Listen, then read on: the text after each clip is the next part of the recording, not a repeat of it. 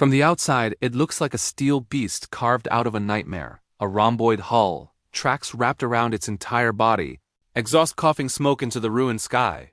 But slice this World War I Mark V tank in half, look at it in cross-section, and the illusion of a single machine disappears. Inside, it's a cramped, sweating, clanging world of human bodies jammed between hot engines and cold armor. For the 8 men who called this space their battlefield, advanced technology didn't feel futuristic. It felt like surviving inside a moving furnace with just a few millimeters of steel between them and oblivion. Stand at the back of this invisible cutaway, and the first thing you see is the heart of the monster, a thundering 150 horsepower Ricardo engine, bolted low in the hull. On paper, it's a marvel more powerful and reliable than the engines of earlier Mark IV tanks. In reality, for the crew, it's an endless storm of noise, heat, and fumes. There is no firewall, no real separation between man and machine. The same compartment that houses their engine also houses their lungs, their eyes, and their already frayed nerves. The air is thick with the smell of hot oil, gasoline, and something else, the metallic tang of cordite from their own guns. It's so loud that a shout is a whisper. Communication is done by hand signals, kicks, and desperate yells into a crewmate's ear. Temperatures inside could soar well over 100 degrees Fahrenheit, even on a cool day. These men weren't just operating a machine. They were physically part of it, enduring its every tremor and every mechanical scream. Now move forward from the engine, past the gearbox and transmission, and you find the driver and the tank commander. The commander, perched on a small seat, is the tank's brain. He's the only one with a decent view outside through a small vision slit. His job is to direct the chaos, yelling orders, and trying to make sense of the battlefield. Beside him, the driver grapples with the tank's crude controls. Steering isn't done with a wheel. It's done with 2 massive levers that control the speed of each track. Turning this 10-foot-wide, 30-ton beast was a full-body workout. One account describes a driver passing out from sheer exhaustion after just minutes of combat maneuvering. They were fighting the machine as much as they were fighting the enemy. Let's look to the sides. Jutting out from the hull are the sponsons, the armored blisters that house the tank's main armament. In a male Mark V, these would hold 2 6-pounder naval guns. In a female version, they'd be fitted with multiple machine guns. 4 gunners are crammed into these tight spaces, 2 on each side. Their world is a tiny claustrophobic bubble. To aim, they'd press their face against a padded sight, peering through a tiny hole. Firing the gun fills the sponson with a deafening roar and a cloud of smoke. Spent shell casings, glowing hot, would clatter onto the floor, adding another hazard to the already treacherous environment.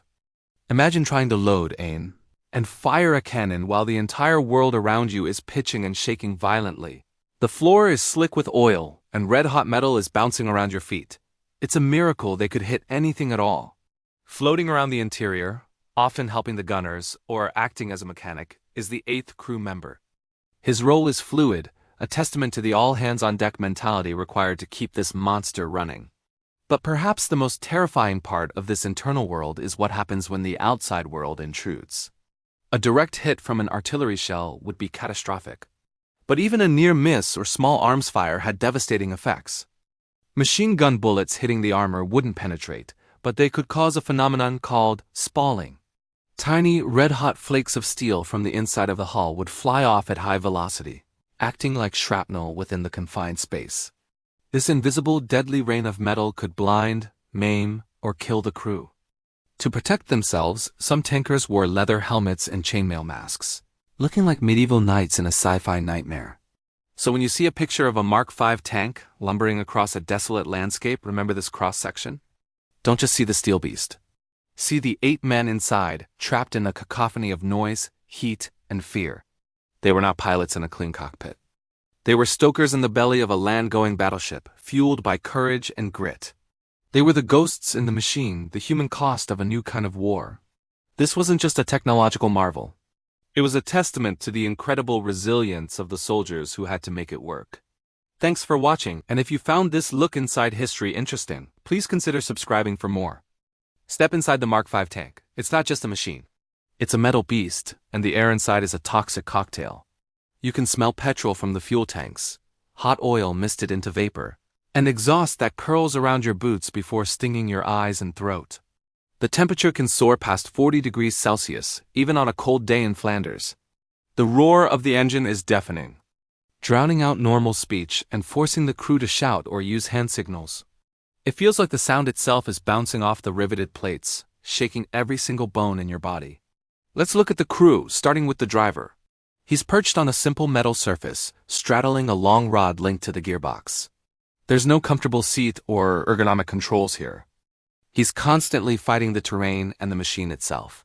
To steer, he wrestles two massive levers, coordinating with gears and a complex mechanism that demands brute strength and perfect timing. Just above him stands the commander, crammed under the small cupola. His world is a maze of tiny vision slits and rotating periscopes, none offering a clear view. His job is impossible yet essential: see everything, decide everything, and communicate everything, all while being nearly blind. Outside, the battlefield is a chaotic landscape of shell holes and barbed wire.